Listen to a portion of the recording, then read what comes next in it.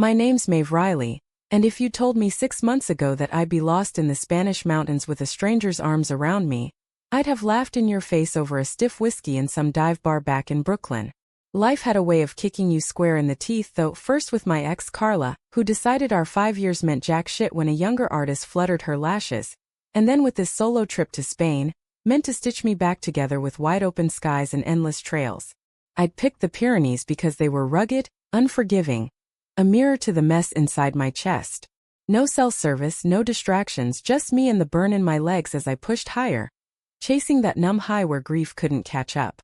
That morning started ordinary enough. I'd laced up my boots in the little stone village of Benasque, the air crisp with pine and the faint tang of wood smoke from stone chimneys. Tourists milled about the plaza, snapping pics of the jagged peaks that loomed like ancient guardians, but I was already itching to vanish into the wild. The trail to Forcaux was a beast. Steep switchbacks carved into granite, wildflowers nodding in the breeze like they knew secrets I didn't.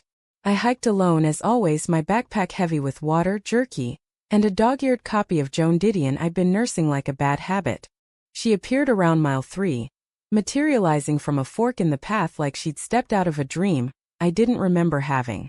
Tall, maybe 5'9", with legs that went on forever in khaki shorts and a linen shirt rolled to her elbows. Her hair was that perfect sun-bleached blonde, tied back in a loose ponytail that swung as she moved, and her skin had that golden glow of someone who spent summers on the water. She carried a sleek daypack, the kind with built-in hydration, and a wide-brim hat, shaded eyes that were hazel, flecked with green like sea glass. A wedding band caught the light on her left hand. Simple platinum, no frills, and something about it twisted in my gut, a reminder of rings I'd once worn myself. We fell into step without much fanfare. "Beautiful day for it," she said, her accent pure southern drawl, the kind that wrapped around vowels like honey on cornbread. "Georgia, maybe? Alabama?" It screamed old money in front porches, worlds away from my Irish-Italian grit. "Until it isn't," I shot back, wiping sweat from my brow. The trail was leveling out, opening to a vista of valleys stitched with olive groves, the kind of view that made you forget your own name for a second. She laughed, a sound like wind chimes in a breeze. "Magnolia haze. From Savannah. You. Maeve. Brooklyn." Trying not to think too hard. We traded small talk as the path climbed again, her on a second honeymoon, him back at the hotel nursing a sprained ankle from some ill-advised kayaking, me on a reset, which was code for running from the ashes of a life torched by betrayal. She was 35, a high school English teacher who moonlighted writing poetry no one read. Married 8 years to a banker named Trent who'd swept her off her feet at a debutante ball. It sounded like a fairy tale, the glossy kind they sell in Hallmark aisles, but there was a shadow in her eyes when she mentioned him, a flicker like a storm cloud passing over the sun. By noon we'd hit the ridge, the world dropping away in a symphony of rock and sky. We shared a lunch of manchego and figs under a lone juniper, the conversation dipping deeper. She confessed her poems were about birds, caged ones mostly, and I admitted mine were about bridges, the ones we burn or build. "You ever feel like you're just waiting?" she asked, tracing patterns in the dirt with a stick. "Like life's a book and you're stuck on the same damn page?" Every day I wanted to say, but I just nodded, passing her my canteen. "Spain's good for turning pages. Or ripping 'em out." The sky had been brooding all afternoon, fat clouds piling like regrets. We should have turned back at the first rumble, but hubris is a hell of a drug, hiker's arrogance calling it. Instead we pushed on, chasing the thrill of the unknown. That's when the sky split open. Rain came in sheets, turning the trail to slurry. Visibility dropped to arm's length, wind howling like banshees through the passes. I was ahead, map in hand, useless now, ink bleeding like secrets, and then the slip, the fall. Her scream. We hit bottom, bruised but breathing, the embankment shallow enough to catch us in a thicket of scrub. My ankle throbbed, a dull fire, but it was nothing compared to the adrenaline crash. She was on me in seconds, hands checking for brakes, voice steady despite the tremor. "Maeve? Talk to me. Anything busted?" "Just my pride," I muttered, pushing up on elbows caked in mud. Lightning forked again, illuminating her face. Streaks of rain carving paths down her cheeks, lips pressed thin. Up close, she smelled like citrus and earth, her shirt plastered translucent against collarbones sharp as poetry. We scrambled for shelter, finding a shallow overhang in the cliff face, barely enough for two. Huddled there, backs to cold stone, we watched the deluge claim the world. My phone was dead, hers too, waterlogged in the chaos. "Trent's gonna kill me," she said with a wry smile, wringing out her ponytail. "Or worry himself sick. Whichever comes first. He sounds like the worrying type." She leaned her head back, eyes on the torrent. "He is. Steady Eddie. That's what they call him. But steady can feel like sinking sometimes." The words hung there, heavy as the rain. I wanted to ask more, probe the cracks in that perfect facade, but the storm had other plans. Thunder rolled and a crack split the air, not lightning but rock. A landslide, small but vicious, roared down from above, sealing the trail behind us in a barricade of boulders and debris. We were cut off, the path back erased like a bad memory. Panic clawed at my throat, but her hand found mine in the dim, squeezing hard. "We're okay. We'll find another way." In that moment, with the world washed out and no choice but to trust this near stranger, I felt something shift. A spark in the dark, fragile as a match flame. Little did I know it would burn us both. Night fell like a curtain, the storm easing to a persistent drizzle that seeped through our clothes. We rationed what food we had, half a protein bar each, a handful of almonds, and talked to keep the cold at bay. Stories spilled out like confessions in the confessional. I told her about Carla, the painter with hands stained blue from midnight canvases, how she'd left me for a gallery opening in Chelsea, whispering, "It's not you, it's the muse," like that made it poetic. Magnolia listened, her hazel eyes reflecting the faint glow of my headlamp, nodding like she got it on a cellular level. "My mama always said love's like the marsh back home. Beautiful from afar, but get too close and it swallows you whole." She paused, fiddling with her ring, twisting it like a worry stone. "Trent's my marsh, I guess. Safe but stagnant." I swallowed hard, the air between us thickening. "What would you do if you could drain it? Start over?" She met my gaze, unflinching. "I chased the horizon. Write the ending I deserve." Words like that, in a place like that, with her knee brushing mine, they're dangerous. They plant seeds in soil you didn't know was fertile. We dozed fitfully, backs aching against stone. Her head eventually lolling onto my shoulder. Her hair tickled my cheek, soft despite the damp. And I lay there staring at the stars peeking through clouds, wondering if this was divine intervention or just cruel irony. Dawn broke gray and grudging, mist cloaking the valley like a shroud. My ankle had swelled overnight, a purpled knot that turned every step to fire, but we couldn't stay put. "South," I said, squinting at the compass on my watch. The map showed a river valley that way. "Follow it down, we'll hit civilization." Magnolia helped me bind the ankle with strips from her shirt, her touch gentle, efficient. Teacher's hands, used to bandaging scraped knees and broken hearts. "Lean on me," she said, slinging my arm over her shoulder. And I did, more than I meant to. The descent was hell. The trail was a goat path at best, slick with moss and pocked with roots that snagged like traps. We slid more than walked, grabbing at branches, laughing bitterly when we'd catch ourselves. "This is what I get for playing hooky," she panted, after hauling me over a fallen log. Her face was smudged with dirt, lips chapped, but there was a wildness in her eyes now alive, untamed. By midday, thirst clawed at us. The river we'd banked on was a trickle, choked with boulders, forcing us to detour into thicker brush. That's when the real talking started, the kind that strips you bare. She admitted Trent hadn't touched her in months. Not since the promotion that turned him into a ghost, buried in spreadsheets and boardrooms. "I thought marriage was forever," she whispered, as we rested in a sun-dappled clearing. "But forever feels like a sentence sometimes." I traced a fern frond, avoiding her eyes. "Carla said the same about us. Then she found someone who made forever feel like a chain." I looked up, heart pounding. "You deserve more than a sentence, Magnolia." Her breath hitched, and for a heartbeat the world stilled. Then a bird called, sharp, insistent, and we moved on, the moment folding away like origami. We made camp that night by a stream that actually flowed, cold and clear as absolution. Fire was a struggle, flint sparking futilely until she remembered the emergency kit in her pack. A tiny magnesium rod that finally caught.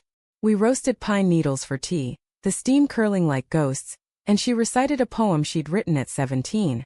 About a girl in the sea longing wrapped in salt and foam. It was raw, aching, and when she finished, tears tracked clean paths through the grime on her cheeks. "You're a poet," I said softly, handing her the tin cup.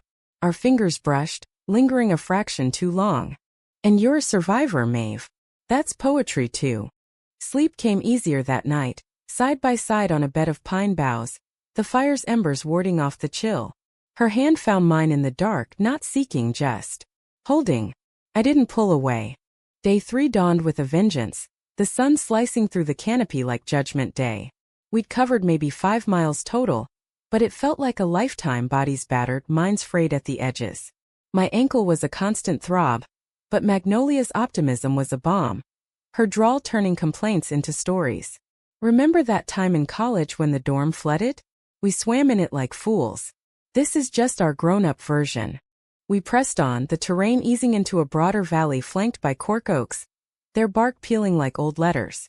Birds wheeled overhead, and once we startled a chamois, its horns curling like questions as it bounded away.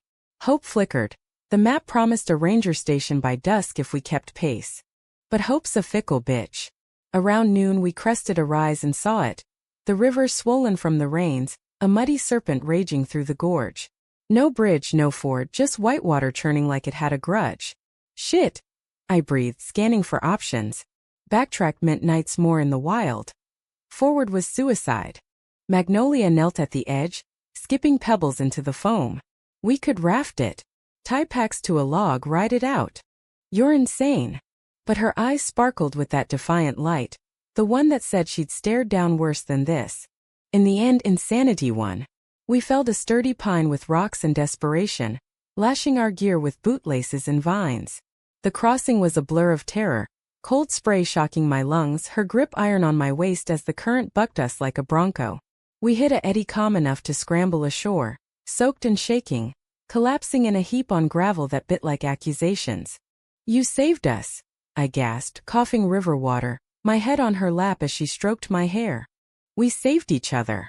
Her voice cracked, and when I looked up, her face was inches away. Rain, or was it tears? Beating on her lashes. Time stretched, taut as a bowstring, and then she leaned in, her lips brushing mine. Not a kiss, not quite, but a promise sealed in salt and survival. We pulled back, breathless, the air electric. "I'm sorry," she whispered, but her hand stayed tangled in my shirt. "Don't be." I sat up, heart a war drum. "Magnolia, what if?" A crackle cut me off, not thunder but static.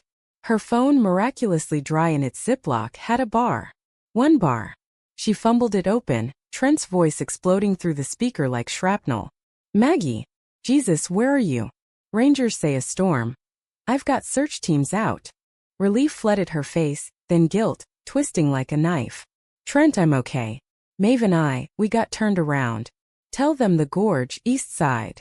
He rattled coordinates, questions firing like bullets. "Who the hell's Maeve? Why didn't you stick to the marked trail?" His worry sharpening to suspicion. She hung up, deflating like a punctured tire. "He thinks. God, he always thinks the worst." "'Cause maybe it is." I wanted to scream, but I held her as she cried, silent sobs that shook us both, the river's roar drowning our silence. The Rangers found us at twilight, descending in a helicopter that whipped the oaks into frenzy. They airlifted us to Benasque, medics fussing over scrapes and sprains, but the real wounds were invisible. Trent was there at the helipad, a tall man in chinos and a button-down, face etched with lines that spoke of boardrooms and bourbon. He crushed Magnolia to him, murmuring thanks to God and the saints, but his eyes flicked to me, cool, assessing like I was a variable in his equation. "Maeve, this is Trent," she said, voice small, her hand slipping from mine like a secret. We shook, his grip firm, mine steady. "Heard you kept my wife in one piece." "Oh, you. Just luck." I forced a smile, but it tasted like ash. They whisked her away to the hotel, promises of hot showers and debriefs, leaving me in the plaza with a borrowed jacket and a cab fare voucher. Alone again, the mountains mocked me, their peaks gilded in sunset like they knew I'd leave with a piece of my soul snagged on thorns. I crashed at a pension, the room smelling of lavender and regret. Sleep evaded me, replayed moments looping like a scratched record. Her laugh on the trail, the almost kiss by the river, the way her eyes had searched mine, hungry for something words couldn't name. By morning, I'd convinced myself it was delirium mountain madness, nothing more. I booked a flight home, packed my pack with mechanical precision, and headed to the trailhead one last time. For closure or cruelty, who could say? She was there, waiting by the signpost, a bouquet of wild asters in hand, purple and white, defiant against the dust. No Trent, just her in jeans and a sweater, hair loose like a cascade. "I had to see you," she said, thrusting the flowers forward. "Before you go." I took them, fingers brushing hers, that spark igniting again. "How do you know? Brooklyn's not that big a secret." She stepped closer, voice dropping. "Maeve, about yesterday." "Wasn't yesterday." I cut in, throat tight. "It was us. All of it." Her eyes welled, and she glanced back at the village, where figures moved like shadows. "Trent. He wants to try counseling. For us. Says the hike shook him, made him see what he almost lost." The words landed like punches. "And you? What do you see?" She swallowed, twisting that damn ring. "A life I built. Vows I made. But you. You're the horizon I mentioned. The one I chase in dreams." We walked then, not up the trail but parallel, along a meadow path where sheep grazed lazy under Shepherd's watch. She talked. Of college flings that fizzled, of marrying Trent because it felt right on paper, of poetry submissions rejected with polite notes that stung worse than silence. I shared my own ghosts. Growing up in a brownstone with a ma who chain-smoked camels and a da who fixed radios. Coming out at 16 to a family that loved loud but accepted quiet. Carla was my everything, I admitted, as we sat on a boulder overlooking the valley. Until she wasn't. Taught me love's not a house. It shifts like sand. Magnolia leaned into me, head on my shoulder, the asters wilting slightly in the heat. I envy that. The shifting. Trent's house is solid, but I'm suffocating in it. Then leave. The words escaped before I could cage them. Bold, Brooklyn bold. She lifted her head, eyes fierce. You make it sound easy. It's not. But staying's harder. We lingered until the sun dipped, shadows lengthening like fingers reaching. At the fork where we'd first met, she stopped, turning to me with a resolve that cracked my chest. Come to Savannah. Next month. I'll figure it out. A kiss then. Real this time, soft and searching, tasting of salt and possibility. It lasted until voices called from the village, Trent's among them, and she pulled away, flushed and fierce. Promise. I whispered. Promise.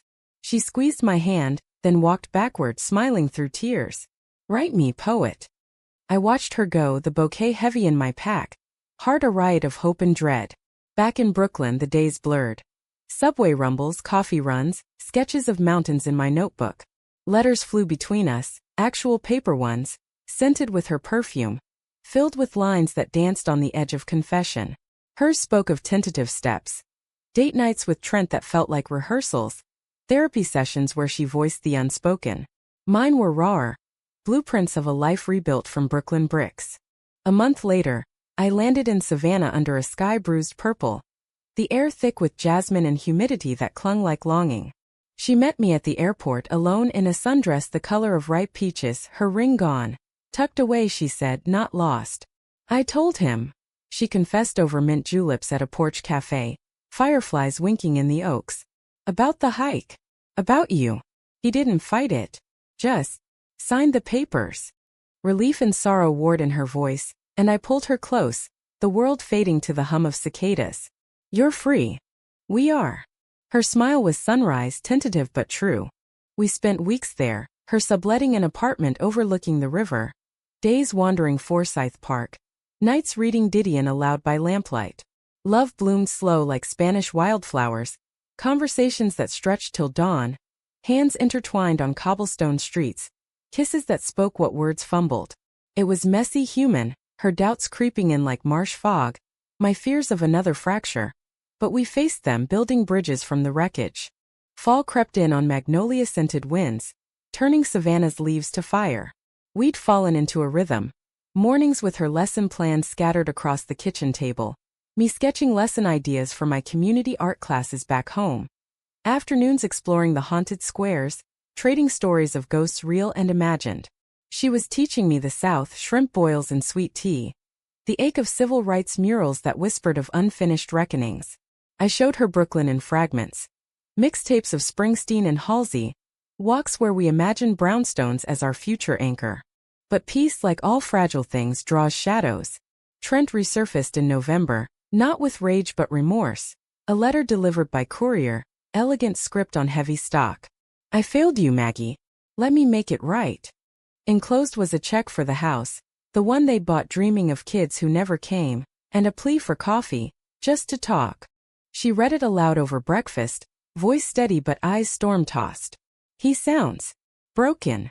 Broken people mend wrong sometimes. I stirred my grits, appetite fled. You don't owe him your heart. But doubt seeded, sprouting in quiet moments. She started long runs alone, coming back with flushed cheeks and evasive smiles. Clearing my head, she'd say, but I saw the ghosts in her gaze, vows that lingered like smoke. The betrayal hit on a Tuesday, gray rain pattering the windows like accusations. I'd come home early from a gallery crawl, arms full of po-boys and her favorite pralines, only to find her on the couch, phone clutched like a lifeline. Trent's voice tinny through the speaker mid-sentence. Point one night, Maggie. For old times. No strings. She saw me, froze, and ended the call with a fumbling, I can't. But the damage was done. His words a wedge, her silence complicity. What the hell? I dropped the bag, grease staining the rug. You're talking to him? After everything. It wasn't, he called. From the airport. He's in town for a conference. Tears welled but anger flared first in me, hot and righteous. Conference my ass. That's poaching, Magnolia.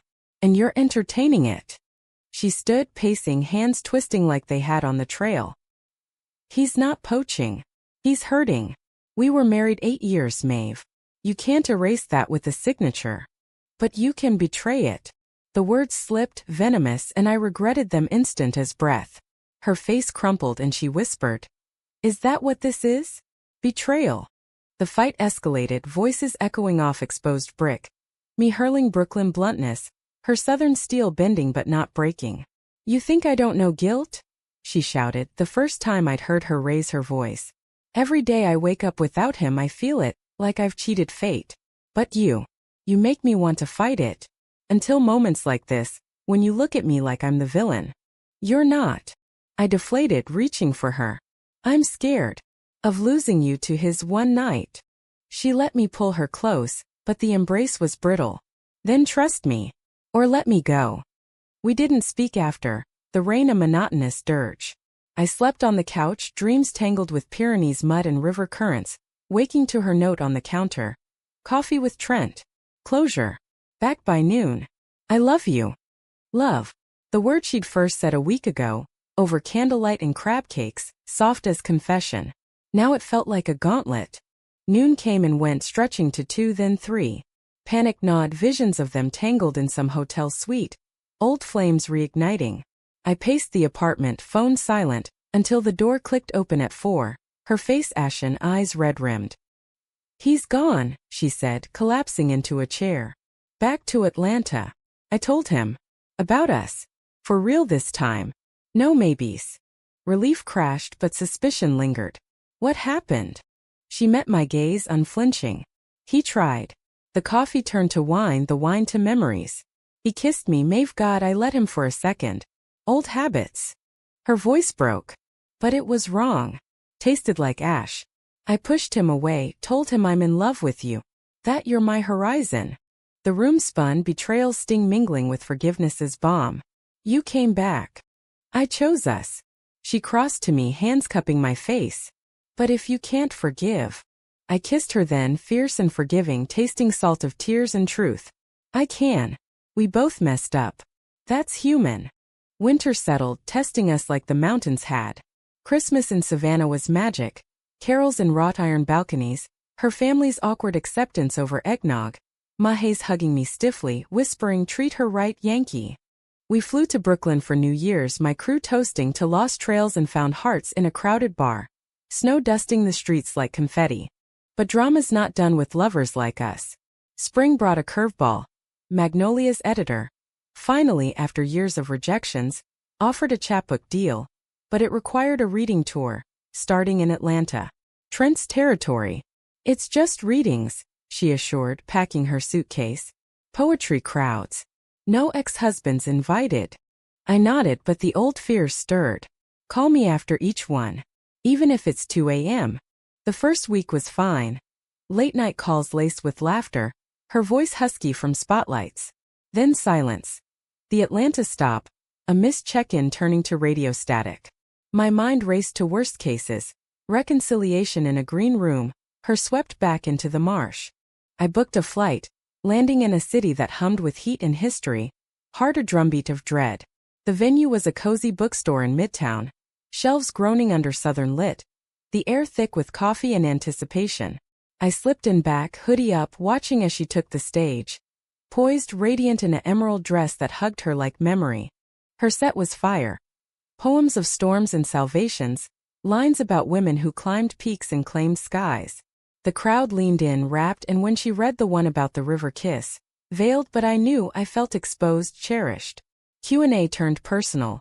A woman in the front asked about muses, and Magnolia's eyes scanned the room, landing on me like lightning. You, she said, voice steady. The one in the back. What's your question? I stood, throat dry. What if the muses scared you'll get lost again? The room hushed, then a ripple of knowing smiles. She stepped off stage, mic forgotten, crossing to me in strides that ate distance. Then I remind her, we're not lost. We're found.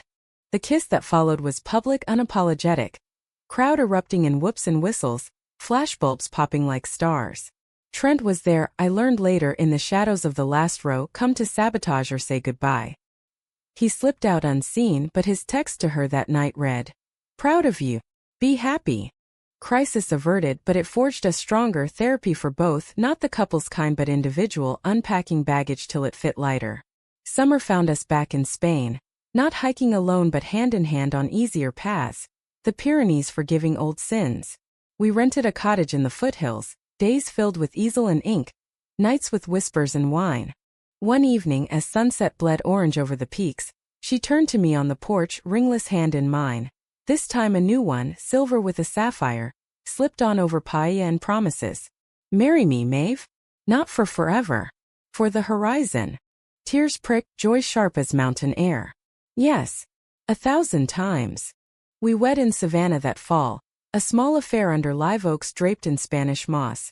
Her in lace, me in linen, vows exchanged with the river murmuring approval.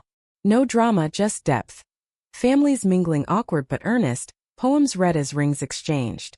Trent sent a card, to new chapters, and we burned it in the hearth, ashes to wind. Life's no fairy tale, not ours. There are arguments over whose turn to load the dishwasher. Nights when doubt creeps like fog. But we hike now, Brooklyn bridges, Savannah marshes. Reminders that love's a trail winding and wild. We got lost once, Magnolia and I, and found not just each other, but the courage to choose again. In a world that rushes to judge, we stand human, flawed, and fiercely, unapologetically loved. And that's the poetry of us, raw, real, and ringing true.